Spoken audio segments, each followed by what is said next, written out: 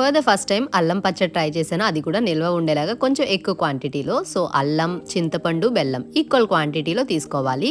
కారానికి బదులుగా ఎండుమిర్చి వేస్తున్నాను. ముందు చింతపండుని కొంచెం వాటర్లో వేసి ఉడికించేసుకోవాలి.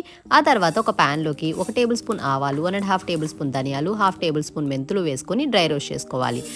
అదే ప్యాన్లోకి 1 కప్పు కారం వచ్చేలాగా ఎండుమిర్చిని తీసుకొని డ్రై రోస్ట్ చేస్తున్నాను. ఇవన్నీ కూడా మంచిగా రోస్ట్ చేసేసుకొని చల్లారనిచ్చేసి మిక్సీ చేసుకోవాలి. ప్యాన్లోకి 1 కప్పు వేరుశనగ నూనె వేసుకోవాలి. పొట్టు తీసేసి క్లీన్ చేసి పెట్టుకున్న అల్లాన్ని వేసుకొని బాగా ఫ్రై చేసుకోవాలి. మిక్సీ జార్లోకి ముందుగా డ్రై రోస్ట్ చేసి పెట్టుకున్న ఎండుమిర్చి, ధనియాలు, మెంతులు, ఆవాలు, కొద్దిగా వెల్లుల్లి, 1/2 కప్ వరకు సాల్ట్ వేసుకోవాలి.